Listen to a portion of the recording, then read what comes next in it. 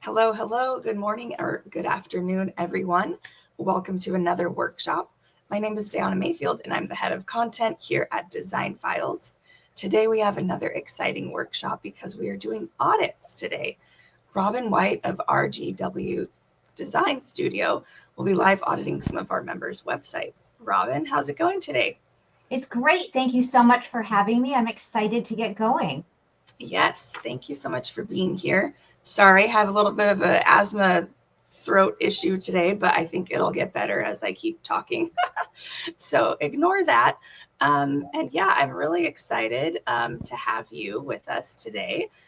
We haven't done like a audit on, like design. We've done audit on website copy.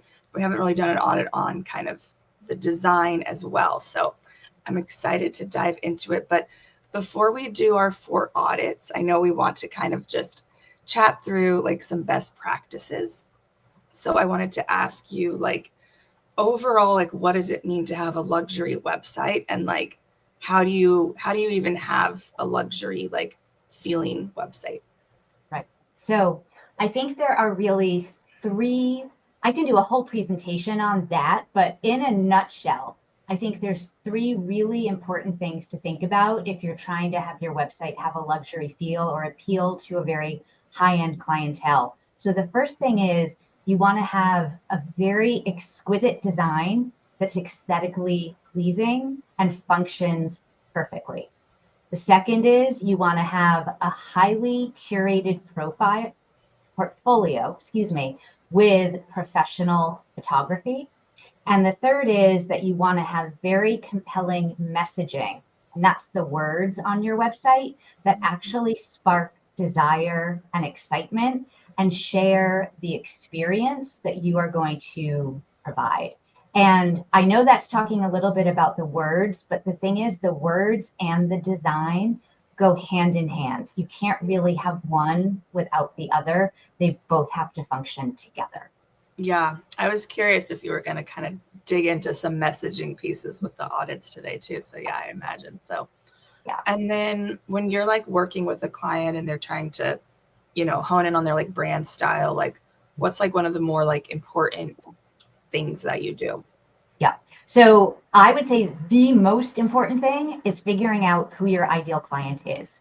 That's like number one, because we can't do anything until we have a really deep understanding of who that person is, what their desires are, what emotion is driving them to purchase what you're selling, whether it's a service or a product. So we really need to understand who they are first. And then we need to understand what's your differentiator, what makes you unique. So those are really the 2 most important things. And then after we dive deep into that and we have a very clear understanding of that, that's when we can start to think about the visuals. I call those sort of the basic foundational pieces. Then we can think about the visuals and figure out, okay, what colors, what typography, what kind of logo is going to appeal to that kind of audience. Interesting. I also like the concept of like the emotion that drives them to buy, because it's probably different depending on like your target audience. Like, is it more about time? Is it more about, having a really artistic kind of enviable space? Like, Yeah. and that The would thing is, drive. everybody purchases everything because of a core emotion. And it can be as basic as you're purchasing insurance as a safety net, or you're purchasing doctor's services to alleviate pain, right? Every purchase has an emotion attached to it.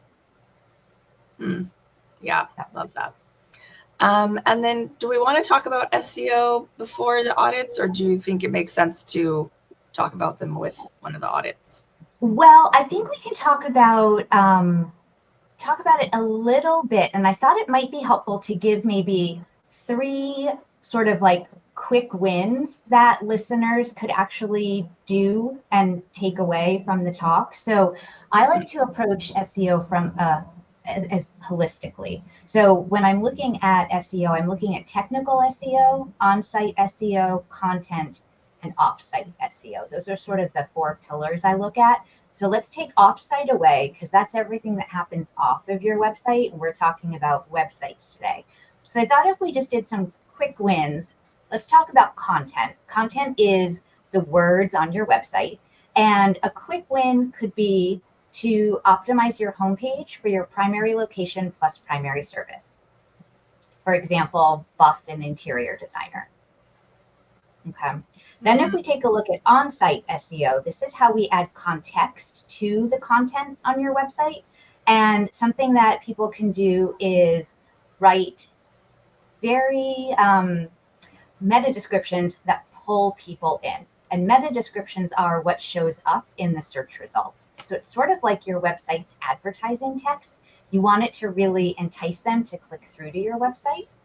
And then if we look at technical SEO, this is making sure that everything on the back end is working well so that Google and other search engines can actually come out, crawl, and index your website.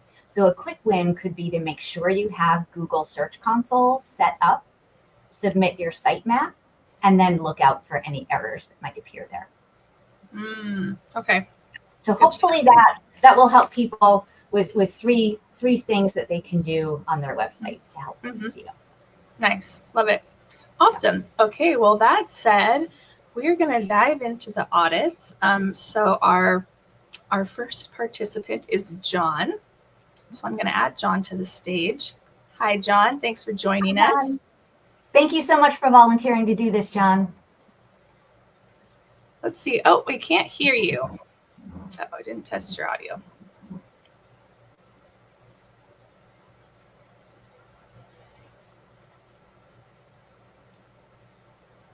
Okay, still can't hear you, unfortunately. But we can still do the audit. We'll keep you up and see if it works at some point. But we can have you ask questions in the chat, possibly, if we can't hear you.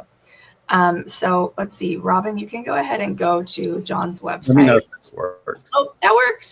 Yay! There we go. There we go. Good thing I'm smarter than I am pretty. It worked. And we have a real man here today. We don't have much men in our audience. No, we don't. How is it to be a man in interior design before we dive in?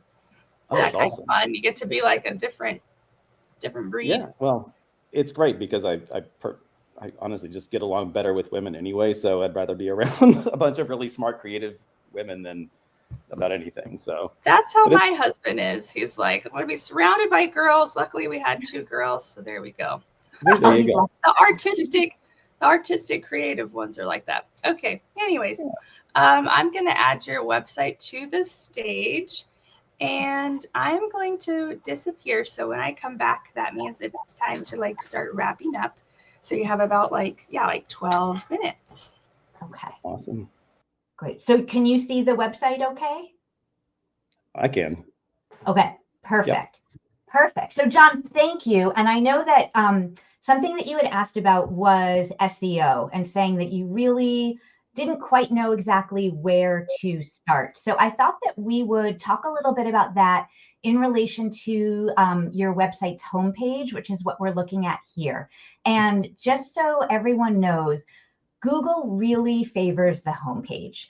It's pretty simple to get that page crawled and indexed and ideally showing up in search results, whereas some other pages can be a little more difficult. So I always say this is the best place to start.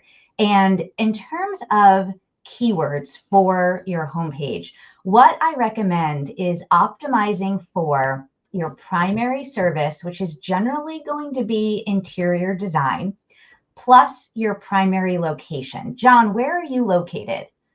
In Atlanta, Georgia. Atlanta. Yep. So the keyword phrase that I would say you'd probably want to optimize this page for is Atlanta interior designer or Atlanta interior design, interior designer in Atlanta.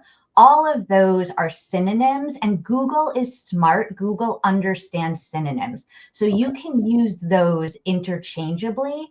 And what you want to do is use them throughout the content on this page. So for example, you've got welcome at the very top of the page.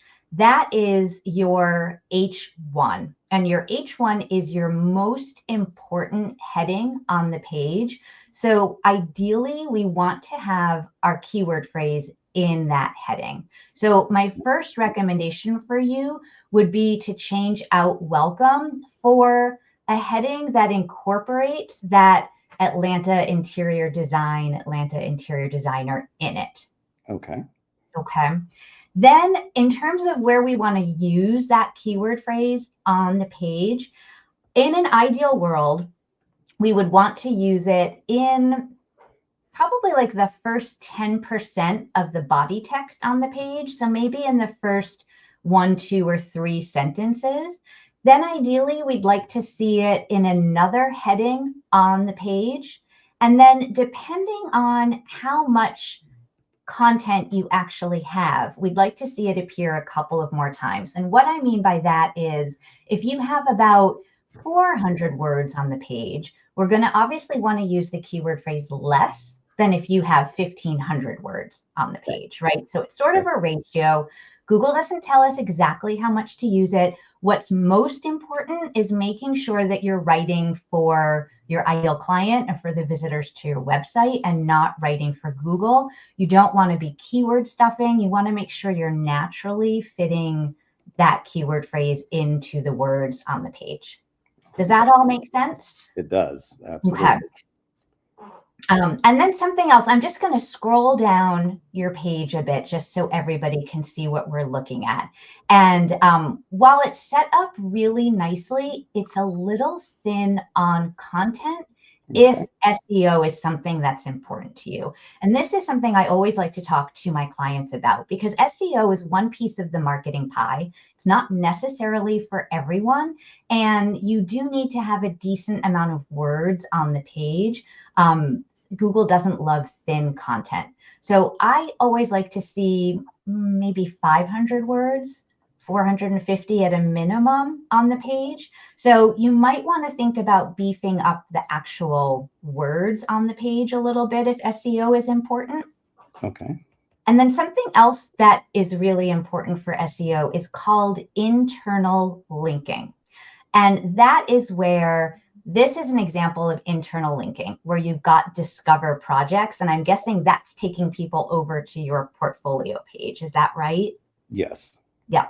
So what can be a really good idea is to link to the other main pages of your website from the content on your homepage. And the reason we like to do that is Google actually sends out little bots and they come out and they crawl the internet and they crawl the different pages of your website. And the way they find the pages is they follow your internal linking structure. Okay. Right? So if you're linking from your homepage to your portfolio page, that's signifying to Google that this is an important page they need to look at. Okay. Right? Then from a user experience perspective, this is also helping your human visitors to the website navigate to the other content that they want to find out about. Okay.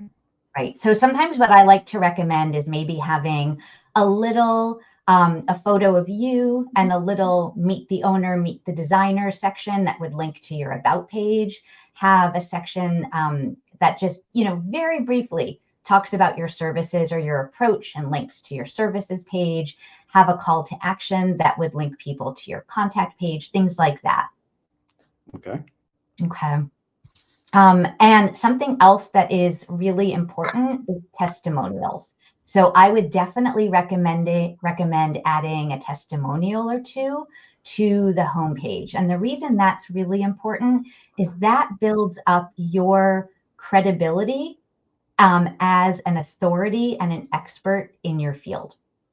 Yeah, I've got a good number of Google reviews that I'm trying to figure out how best to integrate without it being too self-congratulatory, I guess. But and so I'm actually in the process of reworking my entire website. So this is great information and to help me with that. But oh, good. Well, first of all, congratulations on having a lot of Google reviews because that's super important. And what I would recommend is thinking about taking sometimes we're really lucky and our clients will give us a very long testimonial. And that's really lovely of them to take the time and write that. But we don't want to put a big block of paragraph of testimonial on our website because our visitors won't read the whole thing. So sometimes what can be really helpful is taking an excerpt from a testimonial or two, and you can have almost a 2 or a 3 column setup where you have the testimonials next to each other. You can do a carousel of testimonials, with an arrow so people can slide through. It doesn't take up too much space on the page. And what's really nice is just to pull out sort of the most important information that they're saying. So because I've been doing a little bit of research, is there a difference between just including the text from these Google reviews in the website versus linking it so that they can actually link to the full comment? Yep. So having the text on your website counts as content on your website. And I think that is definitely preferable. Okay, perfect. Yeah. The other thing is we don't necessarily want to link off our website for something that important, because once we have people on our website, we want to keep them here. Dwell time is important to Google. If somebody lands on your website and then immediately bounces off because your Instagram icon is up at the top and they want to go see what you're doing there, that sends a bad message to Google that the search intent wasn't satisfied by them visiting your website. Okay, that's good to know. Yeah. So we want to keep them here. The job is to drive the traffic to the website, right? Exactly. Okay. Yeah. And then another thing I would just love to talk about is I know that you are blogging, and I'm going to click over to your blog page, and please let me know if you're seeing it and that's showing up for everyone. I can see it. Yeah. Perfect. Okay. So first of all, congratulations for blogging. That's fantastic. If SEO is important to you, a blog is a really important thing to have. The reason is the blog is giving you a way to try to rank for different keyword phrases that don't quite fit on specific pages of your website. So just as an example for you, you could do a blog post about an Atlanta kitchen renovation. And that could be a keyword phrase, but that wouldn't really be a keyword phrase that you can use on another page of your website. It's too granular, right? Okay. So that's where your blog can really come in handy. It can give you the capability to rank for keyword phrases that just don't fit in on the main pages of your website. And when you're blogging, you really want to think about a content strategy that is going to do a couple of different things. One, you want it to establish you again as this authority, an expert in interior design. And that's where some of those, let's say how-to posts might come in handy, how to choose kitchen countertops, how to pick the best wallpaper for your entryway, the kinds of posts that might appeal a little more to a DIYer. Maybe they're not going to pull in great leads for you, but they're sending out this aura of authoritativeness to Google. So they do have a place. You just don't want that to be all that you're blogging about. Gotcha. Right. Okay. And then there's other blogs where you want to really pull in your ideal client. And that's where something like Atlanta kitchen renovation could bring in a local lead for you, right? Because somebody could actually be searching that in your local market. Perfect. Okay, that makes sense. Yeah. One thing that I would love to mention, I'm just going to click into this blog post, and I'm hoping you can see that okay. Yes. Okay. So you have got a fantastic start down here for your bio. So having genuine authorship has become increasingly important to Google with the rise of AI. They want to know who is writing what on the website. So the fact that you've got this here is actually really great, John. And what I would actually recommend is possibly underneath your name, writing a very short little bio about yourself that is slightly different than what you might share on an about page, because here is where you really want to pull out your credentials, right? So Maybe if you have a degree and you went to school, which isn't necessarily going to matter to your clients, but it's important to Google, setting you up as this expert and authority. If you've been published anywhere, if you've been, featured in any podcast, like that sort of bio is what can be really useful to put in your blog. Okay, perfect. Yes. Yeah. And then what I sometimes like to do is make this image, which is a clickable link back to the About page. So if somebody wants to learn more about you, they can just click on there and then they get directed to your About page. Perfect. Okay. It's all really great information. Excellent. What kinds of questions can I answer for you? Anything specific? I guess when it comes to SEO, I mean, is when you're doing the back end of the website and you're tagging all your pictures and that sort of thing, like what's the best strategy for something like that? Because it seems, and is there a way AI can get involved to help do that? Yes. Yes. So you're probably talking about alt text or alternative text Yes. for the images. Yeah. And that is really not important for SEO anymore. Google's actually come out and said that they don't use the alt text as a ranking factor. However, I'm not sure how much I believe that, because I do feel like they used to use it and I think they change things all the time and they can go back to using it again. Okay. So alt text is very, very important for what is called website accessibility. So if somebody has a vision impairment and they're visiting your website and they're using a screen reader, the alt text is what's going to get read to them. So it needs to be descriptive of the image. Okay. And then I always say, if you are optimizing for a keyword phrase on that page, if you can fit the keyword phrase into one of the images on that page's alt text, then that's great. So let's say you had a living room image on your homepage, and let's just say you could write living room with a cream sofa and blue ottoman designed by, and then put your business name, or okay, put your designed by Atlanta interior designer Domicilio Interiors. That's something I never would have thought about. That's really, yeah. So but I wouldn't go putting it in all of the alt text. What's most important is that it's descriptive of what's in the image. Perfect. Awesome. Yeah. Thank you. Okay, that kind of wraps us up. I love the mention of blogging, right? Because the blog really provides that authority to help you rank for your main pages. So that's a really good thing to discuss. Yeah. So that wraps us up. Thank you so much, John. Thank you. Thank you, John. Thanks. Appreciate your help. You're welcome. Okay, next we have Soraya. And Soraya, I know you mentioned having some questions about SEO and your portfolio page.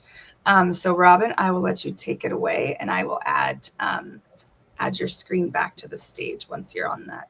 I think you're there. Okay, you're on the right tab. Okay, so you guys have about 12 minutes. Fantastic. Hi, Soraya. Thank you so much for volunteering your website. And I know you probably heard everything that I just talked to John about with SEO. So I don't want to repeat all of that. But one thing that I did want to mention about your website is it looks to me, and please correct me if I'm wrong, that your homepage is actually your services page. Correct. Okay. So my first recommendation to you would be to create an actual homepage and then have your services page be /services. And the reason is everything that I kind of spoke to John about previously, that your homepage is where you really want to optimize for your primary service and your primary location. Sometimes we don't really bother optimizing a services page. And the reason for that can be that we have a lot of different services that we offer, and they appeal to different kinds of buyers. So sometimes it's better to drill down into those services and try to rank for keywords related to them via a blog rather than on the services page. And then we optimize the homepage for the location plus interior design, because that's generally what local clients would be searching for in Google. Does that make sense, Soraya? It does. I kind of heard otherwise to have a lot of those keywords and things on the landing page where people are coming for, and that's why I did it this way. Mm-hmm. But if you're saying to make the homepage the landing page the homepage, when you say there are too many keywords in the services page and put that into a blog, are you saying to do away with the services page? Nope. Okay. I'm saying to keep the services page. So basically, when we're talking about SEO, we don't necessarily want to or need to optimize every single page of our website for a keyword. And the reason is there's a certain structure that the page needs to have. We really want to have the keyword in the content a certain amount of times, and that can be a little restrictive. So, when I'm working with my clients, I generally want to optimize their homepage. And then we would talk about doing potentially location pages. So, let's just say that you worked primarily in one location, but then you serviced some suburbs of that city. We could potentially do location pages for those towns. And then we really want to work on a blog for our keyword and content strategy. And I tend to stay away from working with keywords on the about, the services, the portfolio, and the contact pages, because there I want to write in a way that is going to appeal emotionally to my ideal client, sell the transformation of the service, get them to contact me. And I don't really want to be restricted by a keyword phrase in that. Does that make sense to you? So try not to put too many keywords on the services page is kind of like what you're saying. So the thing is, why don't you tell me, what keywords are you trying to rank for here? Within this page, I mean, it's a lot of like the kitchen and bath, and then the consultation, the project management, furniture selection. Okay. Yeah. So you're probably not ranking for any of them the way this page is laid out, because I'm going to guess that this is your H1, which is interior design services, right? Mm-hmm. And then kitchen and bath renovations, design concepts, each of these services that you offer, those are probably H2s or H3s. But again, we really want to have one primary keyword per page. Right.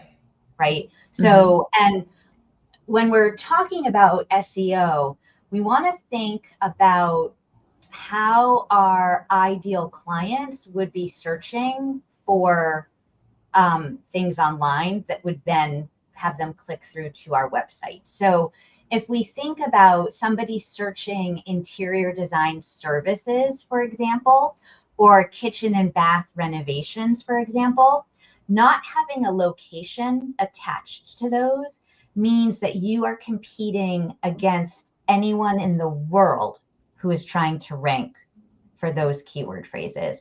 And then it also means if you are lucky enough to show up high enough in the search results for kitchen and bath renovations, you could be showing up in search results for somebody in Greece. Okay. Right. And I'm not sure where you're located, but I'm guessing that you want people local to you, which is why a location around the service is such an important thing to have, because first of all, it brings the competition to a smaller batch, right? And search intent is matched better, and the leads coming in are matched better for you. So the goal of SEO is really, in my opinion, it's not the number of people visiting your website. It's the number of people visiting and converting. right? Yep. So if we have, let's say, 10,000 clicks and only one person fills out your contact form, that's not really that helpful. But if Right. we have 10 clicks and 5 people fill out your contact form, that's fantastic. Yeah, absolutely. Does Okay. that make sense? Yeah, thank you. Yeah. So what I would actually recommend is not trying to optimize for a keyword phrase on your services page. And instead, you can keep it the way it is if you want to. And then I would recommend working on blogging. And you can do a blog post about color consultations in wherever you're located. Where are you located? Miami. Miami. So Miami color consultation, Miami kitchen renovation. And so that's the other thing. Kitchen and bath is an industry term, right? Most regular people don't put kitchens and bathrooms together, right? Also, they're going to call it probably bathroom, not bath. So we would want to have a blog post about a kitchen renovation in Miami and another one about a bathroom renovation in Miami. Right? Yep. Yeah. Because we want to think about how someone who's not familiar with interior design is going to search for things. Like I know and it's kitchen and bath, but they don't necessarily know that. Right. Okay. Right. Yeah. So we want to get inside their head and think about how they would search and try to match that. Got it. Mm-hmm. I hope that helps a little bit. Yeah, it does. Thank you. Yeah. The other thing that I'll just mention about the services page from a non-SEO standpoint, but just a user experience standpoint, is sometimes it can be a little overwhelming to have a lot of services on our website. And the reason is a lot of times the clients that come to us, they don't quite know what they need. And they don't know our industries the way we do. So sometimes a smarter thing to do can be maybe to list 3, maybe 4 main services so that it's a little less confusing, because I think you've got 9 here right now. And then you can have those other services in your back pocket that you can direct them towards during a discovery call. Okay. That way it makes it a little less overwhelming to them. Mm-hmm. Right. Yep. I hope that helps. And then I know that you had asked about your portfolio. So I'm hoping that we have a little bit of time just to pop over there and take a look. Can you see your portfolio? Just wanted to let you know you've still got 3 minutes. Perfect. Thank you, Diana. So I actually really like the way you've set up your portfolio. I think you've done a really good job. And I love the fact that you've got, a hover effect, that you've named them. And that if we click over, we can see the project page. And the reason I like this so much is these project pages can be a really fantastic place, first of all, to show, a lot of the photos of the project so that potential clients can see what you're capable of, but they can also be a really great place to share the story of the project and appeal on an emotional level to prospective clients so that they can actually see themselves in what you've done. So just an example, when somebody wants to renovate their kitchen, they're not really looking just to renovate their kitchen, right? There's an emotional reason that they want to do this. So if you have a kitchen project and you can, share, something about, the challenge, your approach, and the results, so that can be a really interesting sort of story to tell on the project page. Got it. Okay, so add a little bit more color and backstory on these pages to bring in that content. Exactly. Yeah. Okay. And I love what you did up here. This creating sophisticated comfort and a refined elegance inspired by a luxurious hotel aesthetic. That captivated me right away. Great. So if you do something like that on your other project pages, I highly recommend it, because let's think about it. When somebody lands here, and that's the first thing that they're seeing, every section of a page, its job is to get people to move down the page or click over to a different page, but stay on your website, right? Mhm. This Right. captivated me, and I wanted to scroll down and see the photos. Great. Yeah. Great. Thank you. So I hope that helps. And then just some basic information that I would love to share with you about portfolios is you really want to fill your portfolio with two different things. One, your best work, right? So your portfolio should always be evolving, because every year we all get better at what we do. So sometimes what we did 5 years ago isn't necessarily our best work.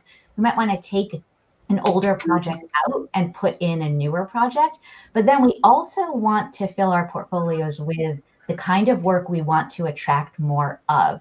So just for example, if you're the kind of interior designer who only wants to do whole home remodels, I don't recommend having single room projects in your portfolio, because it's sending a mixed message, Mhm. right? Okay. If you want to focus on kitchens, then don't have a ton of bedrooms in your portfolio, Okay. right? If your ideal client are bachelors in their 20s, don't have a lot of nurseries in your portfolio, things like that, right? Mhm. Mhm. Mhm. Okay. Does that make sense? Yes, absolutely. Thank you. Excellent. Awesome. Are there any questions I can answer for you? I think I asked them while we were discussing, but thank you so much. I appreciate it. You're very welcome. Awesome. Thank you so much, Soraya. Okay, so I just wanted to hop into like a very quick question in the chat before we go to the next one.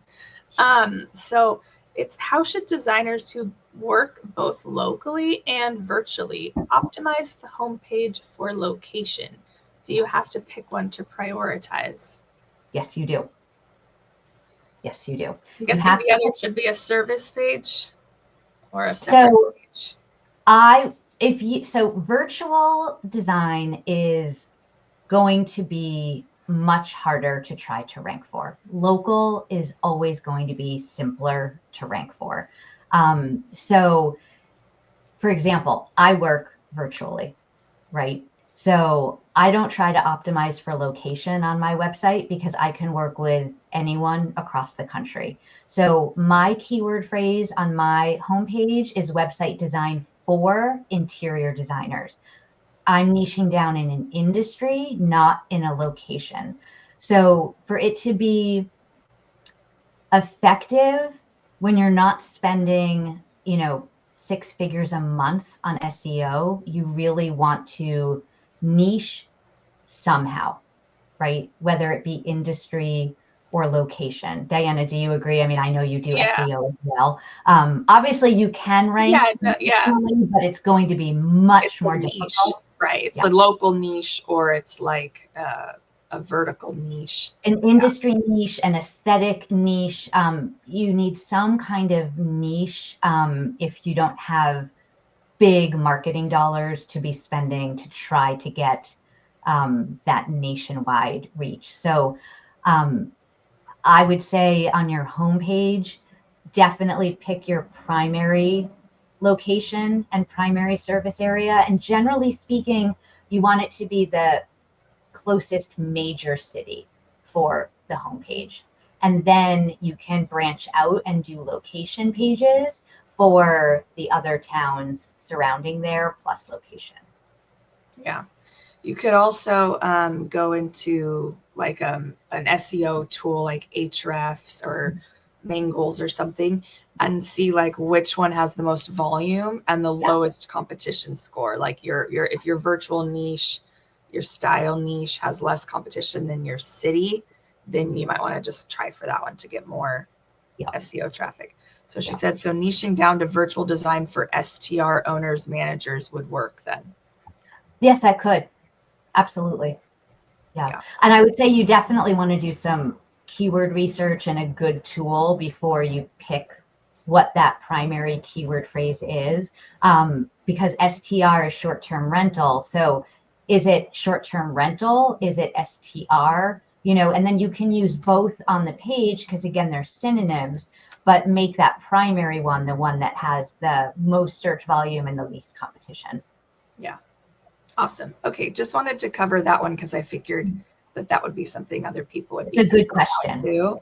Yeah. Okay. So now we're going to move on to Tina. Tina, thank you so much for being here with us today.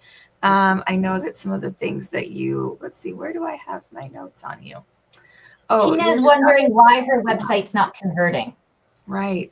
Which okay. is a fantastic question. Yeah. Let's see if we can figure it out. All right. So I will get you to the stage. Yeah. So we've got her website. Her website's up on the stage, and I will come back in about 12 minutes. Okay, thank you.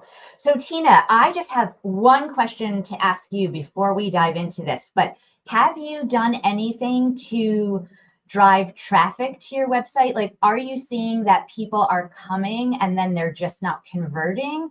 Or are people just not coming to your website at all? Do you know if you've been looking at Google Analytics or anything like that? That's a great question, Robyn. No, I'm not sure. But the phones aren't ringing, so I'm not sure, right? What's happening? I did rebrand, so yeah, that might be why. I'm not quite sure.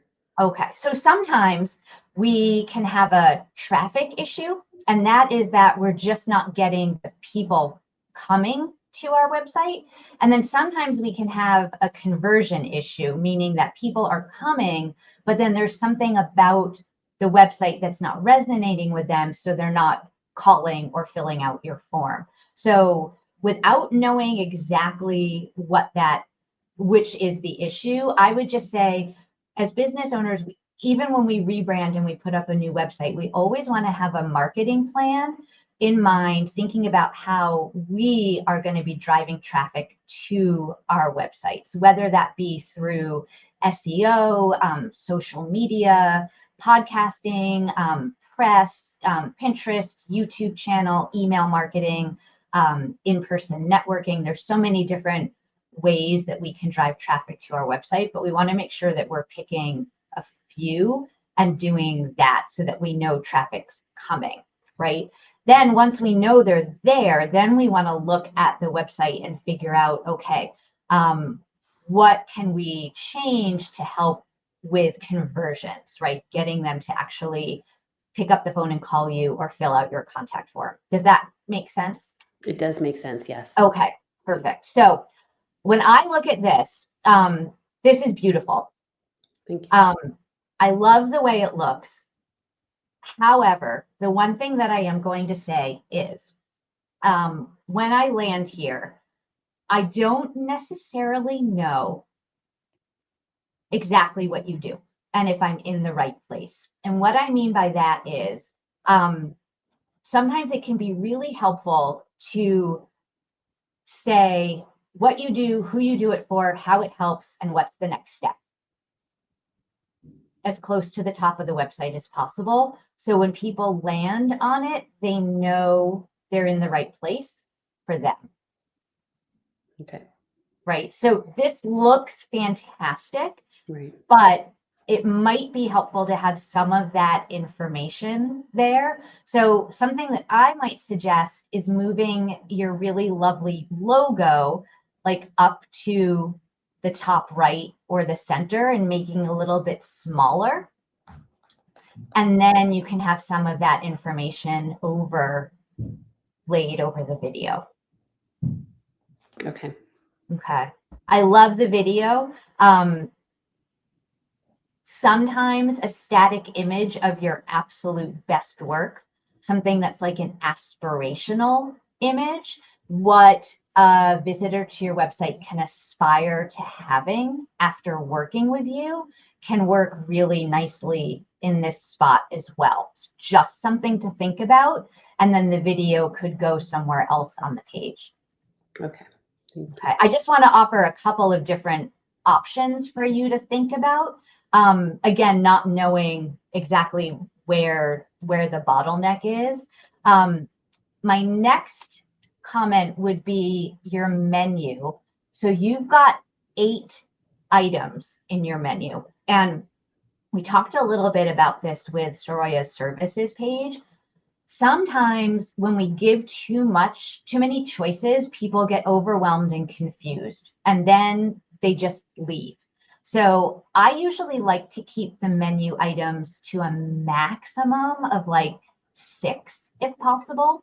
So something that you can do is probably take home out of the menu, because generally speaking, when someone's on another page of your website, if they click on your logo, it will bring them back to the home page. So sometimes that can be an easy page to remove from the main menu. And then I would say, can I ask what your membership is? Yes. So I've created this dream home membership. It's kind of like a designer on demand. So that's why I added that tab. It's like a service. Okay. So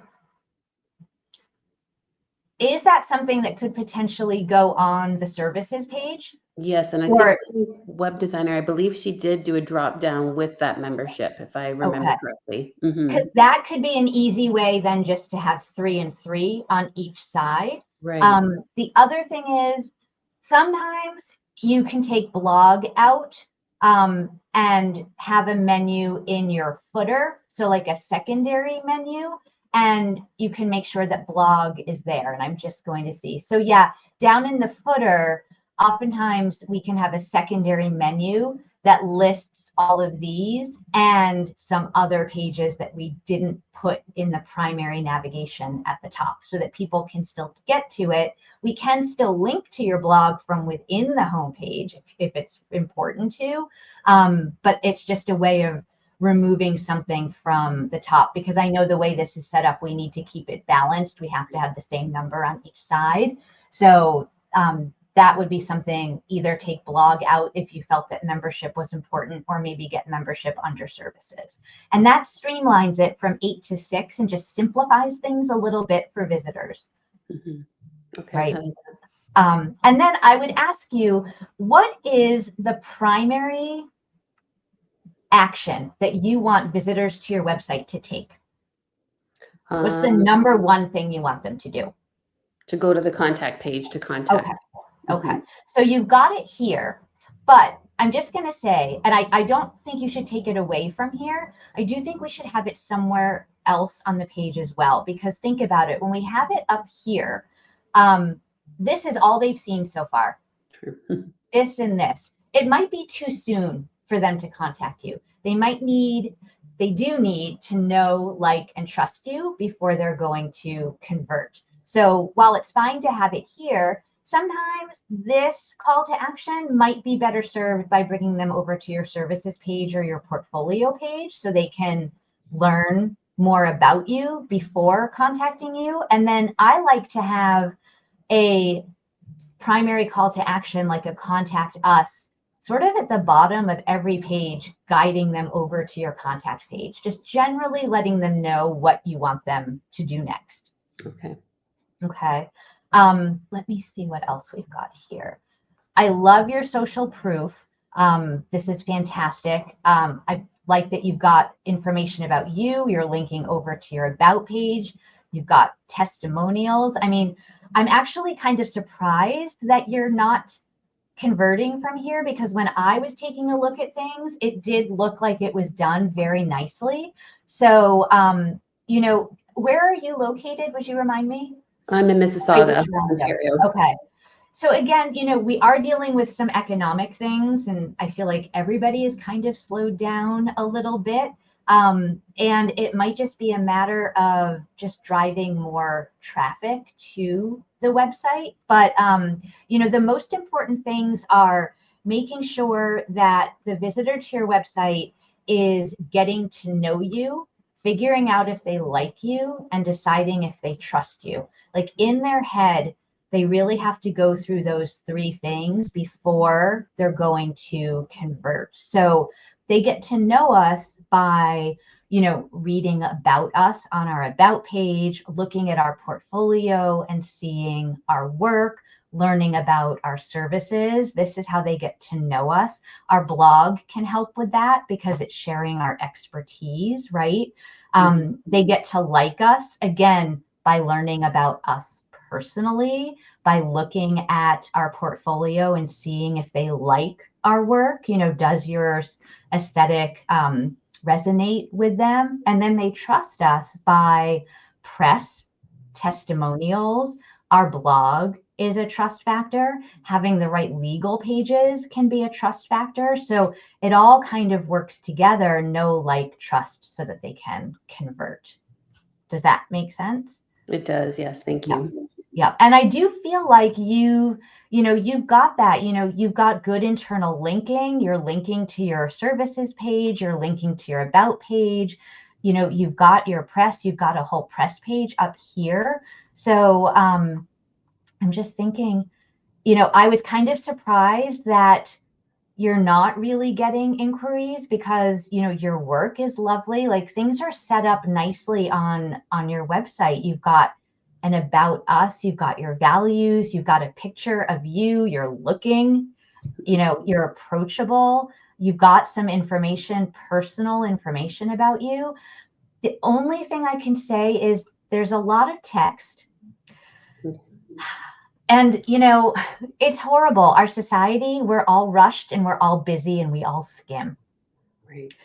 We're all guilty of it. So sometimes having, this paragraph, this paragraph, this paragraph, people aren't going to necessarily read it. Something to think about is maybe bolding certain phrases that you really want to stand out. Okay. That could potentially help. Font hierarchy can really help. So, like, just for fun is the same size as what you like to do. Right. I know it's bold, but maybe if it was a little bigger or a different color or all caps, it would stand out more.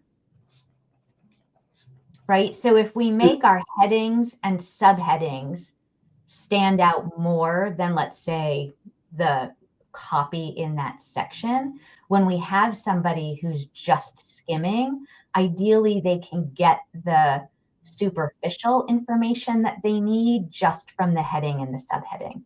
Right. Okay. That makes sense.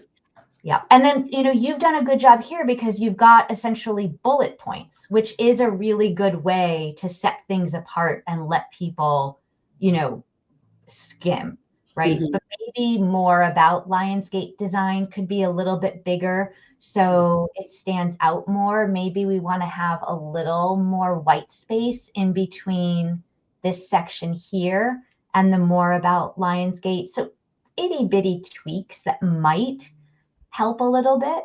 Okay. I appreciate that. Thank you. Sure. I just want to go over to, actually, let's look at your footer.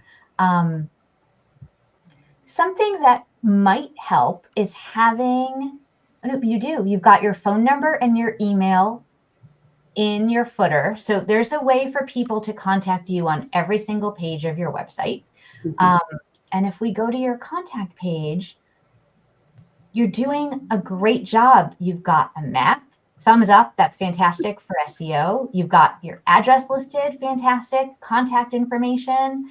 And then you've got your form. So one thing I'll say about inquiry forms is I think that it's important that they change as your business changes. So what I mean by that is they can sometimes be a barrier to entry if we're asking too many questions. So if we need to fill our pipeline, sometimes it can be helpful to say first name, last name, email, phone number, message, and make it really easy for them to reach out to you. And then as we start to get really, really busy and we're booking 8 months out, that's when we want to put in the qualifying questions so that we're not hopping on discovery calls left and right. Right. Makes sense. Now, I think the reason why I did this was to avoid like the bots, because it was to help them like actually fill it out and would avoid spam. Yeah. Is it helping you with spam? It is, but I'm getting a lot. So people who are filling out the contact page are people who want to work with me. versus like more vendors, Yeah. right? Yeah. That's who's filling out the form. Yeah. And in your instance, because you have 3 ways that people can reach out to you, since your phone number and your email address are there, if somebody looked at this and didn't want to fill it out, they could just call you or email you. So you're not really stopping them. Whereas someone who just has a form, it can be a barrier to entry. So I understand, but you might want to think about it. Again, I just wanted to throw a couple of things out there, but I don't think you're asking anything unreasonable. My form is significantly longer than this. So, things are set up nicely. Like even design wise, the let's chat in a different color in the script and the get in touch, it looks beautiful. Thank you. Your font is easy to read.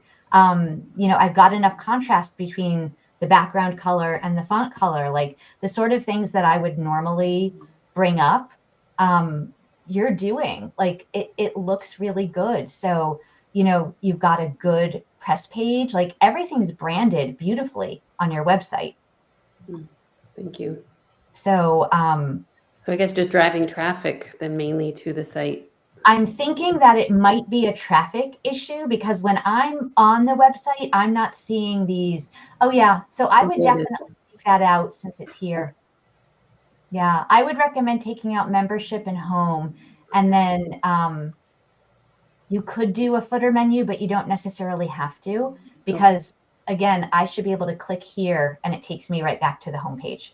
Right. Okay. Yeah. So if membership is under services, although it's not here. I think it's just a drop down. Yep. So you might want to, okay. So there you go. So it is there. Yeah. But I even like that you have your 2 different kinds of services broken out into 2 different pages. Something that you could do while I'm on your services page here is add some of your images of your beautiful work within the text. Okay. Right? That can help. So then they're seeing more of your work while they're learning about your services, whether it's that you've got, a big portrait-oriented photo on one side and the text on the other, or you've got some text and then an image or text overlaid over an image. But I do think, you guys have such beautiful work and such beautiful visuals. Images can be a really lovely way to break up all the content. Okay, I appreciate that. Thank you, Robyn. You're welcome. You're welcome. Do you have any other questions for me? No, you've answered them all. Thank you. Hey, you're welcome. Awesome. Thanks, Tina. I'm sorry if I went over. That's okay. It was just a minute. So Robyn, could we go 5 minutes past the time? We have a 65 minutes. Okay. So what I want to do, a couple of things. I wanted to pull 2 questions from the chat, and then Sunita was not able to join us after all, but I thought maybe you could just spend 5 minutes just quickly reviewing maybe the top 1 or 2 things that you were going to say on her website, just so there's more that we can learn from. So that would take us 5 minutes past. So one of the questions that I wanted to ask is, somebody's saying my services have names like Design and Deliver and Design Dash. Are these too cutesy and putting people off? That's a great question. I would say that as long as you are explaining what the service is, that a creative name can be really nice.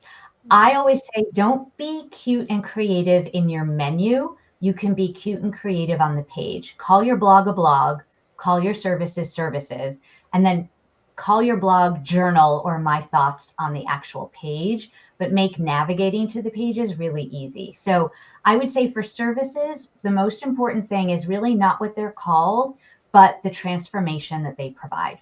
So clients aren't necessarily as interested in all of the nitty-gritty of what's included in each service because they don't even understand the majority of those things. Most clients haven't worked with a designer before and they don't know what procurement means. Like when we say list out things, what's more important is explaining how are they going to feel after they're done working with you. What is the transformation that your service provides?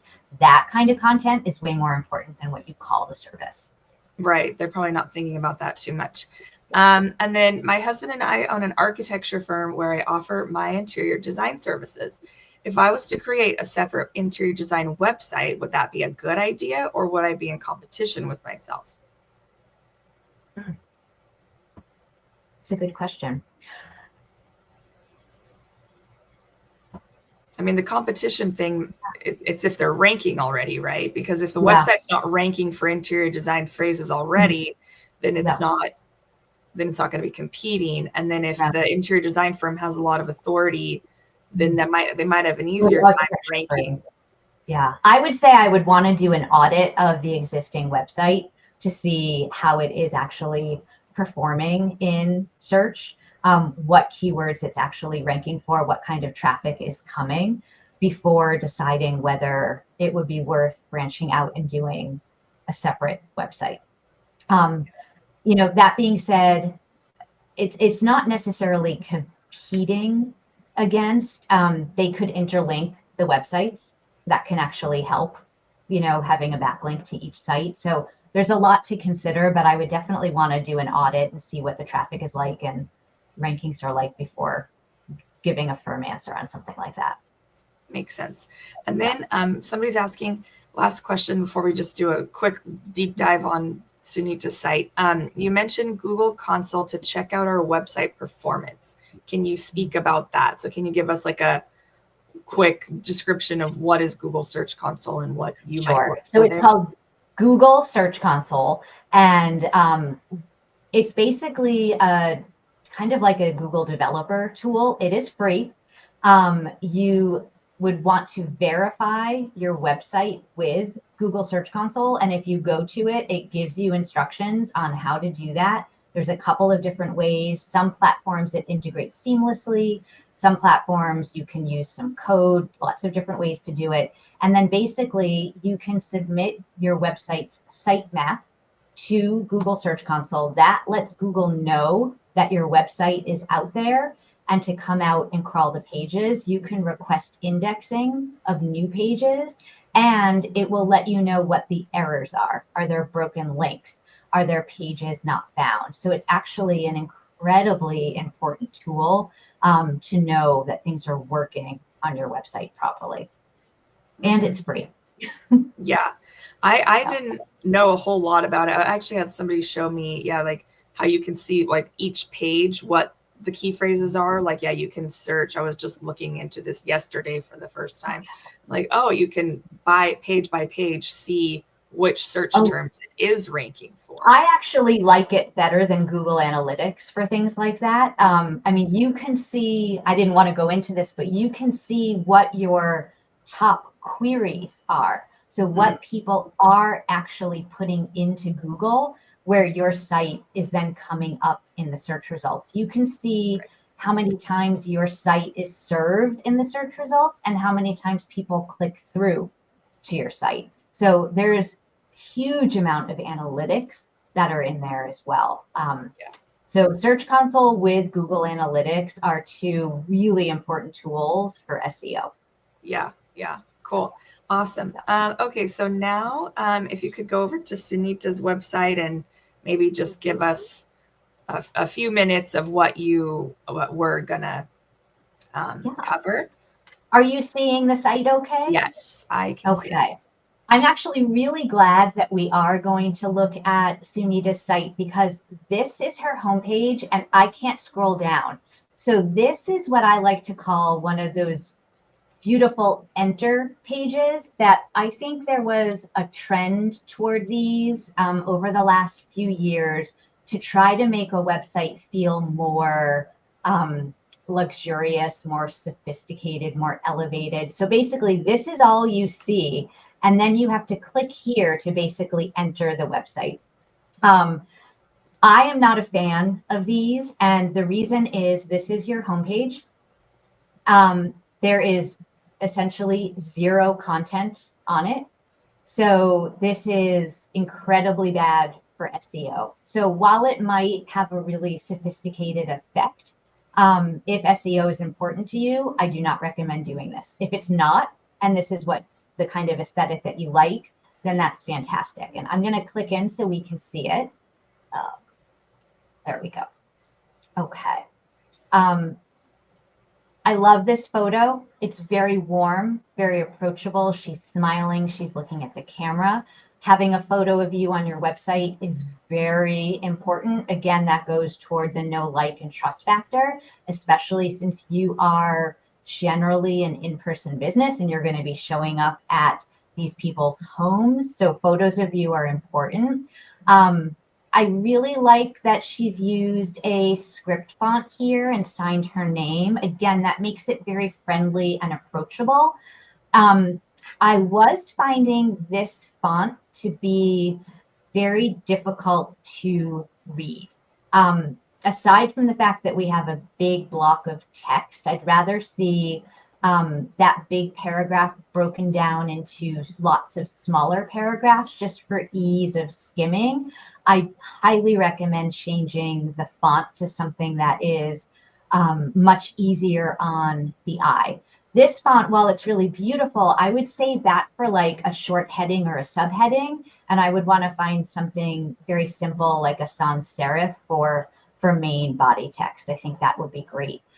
Something else I noticed throughout Sunita's website is her main call to action is to request pricing. And then that seems to bring us over to her contact page. And I think a better sort of call to action than request pricing could be, contact us, schedule a call, make your inquiry, inquire, things like that. So that's just something to think about. This font is much simpler to read than the one she had on the first page. But again, it's still a little difficult because it's italicized. And I would definitely recommend, again, breaking up the block of text and non-italicizing the font. But I love the 2-column setup where she's got some text next to an image. That's really nice. And she goes down and continues that here. And then again, I would recommend changing the call to action in the button. And I just want to check in with you, Diana. Are we doing okay on time? Yeah. I Okay. mean, Okay. we're over, but that's okay. That's okay with me. But yeah, so I think, feel free to either wrap it up or another minute, whatever you want. Okay. Yeah, I mean, her portfolio page is set up really beautifully. I like what she's done here. She's got project pages set up again. Really She's showing pretty. Really pretty work, but sometimes it can be really nice again to share a little bit about the story. I do like that she says to click here for the before images. And I will just say this is sort of a bit of a constant battle that I have with my clients about whether they should include before images. And my gut feeling is they don't belong on your website. Before and afters are better served in your social media. I don't necessarily recommend having them on your website. We just want to show the gorgeous that they can get after working with you. That makes sense. Great that she's got a blog. I actually really like that she's got an image and then obviously she's put a very dark overlay over it and then the words on top of it, but they're nice and legible, which is really important. So she's done a good job there. It looks like her blog has not been updated in a while. So that's always something you want to think about. What sort of impression is that sending out to people visiting the website? But I would say generally just, a couple of tweaks with fonts and things like that. Yeah, love it. Okay, final question, because I'm just squeezing every little drop out of you. Final question, because I think it's relevant to what we've been talking about, and probably a lot of people are wondering this. Is it a bad thing to list your fees? No. Okay. No. So I think there is no right or wrong answer. And my feeling is it depends on so many different things. So if your pipeline is full and you need to be very conscientious about the amount of time you're spending on discovery calls, and you don't want to waste time with people who can't afford your services, then it can be very helpful to put something related to price on your website, right? If you Sometimes it can be good to put price for certain things, like listing your consultation price, because that's set. But obviously your full service price is going to be custom quoted, right? So with that, you need to be really careful, because a starting at, that's the number people get in their head. And you might say it's starting at $10,000. And then when you quote them that it's 25, they're like, well, why isn't this a $10,000 project? Right? So you want to be really careful about it. I generally do not recommend pricing, and this is the reason why. If I'm competing on price, I'm going to lose. I don't ever want to be the cheapest option. That's not my brand or my business. So I don't put my pricing out there, because I don't want somebody not to inquire, because I'm more than what their investment level is in their head. Once you can get them on that discovery call and make a connection and sell the transformation, oftentimes people find the money. Right? So there's a lot of different things you have to think about. If you post your pricing, you're competing solely on price. Yeah. And you're taking a lot of other things out of the equation. Yeah. Oh, it definitely doesn't make sense for more luxury work. Yes, absolutely not. I mean, again, it design. depends who your ideal client is as well. You know, I mean, if you're a professional organizer and you're dealing with people who are very disorganized, they might need to have that price there. Like that might be something that's really important to them. You know, if you're going after a very high-end affluent client, you should not put pricing on your website. Yeah. No. Awesome. Awesome. Makes sense. Sure. Thank you so much. I love the audit format. Did an awesome job. Thank you for I really hope it was helpful. Work. It was very helpful. Thank you so much for all the prep work before too. So yeah, the audits were really, really juicy. So yeah, thank you so much for your time. And everybody, we will see you for another live workshop next month. Thank you. Bye. Bye.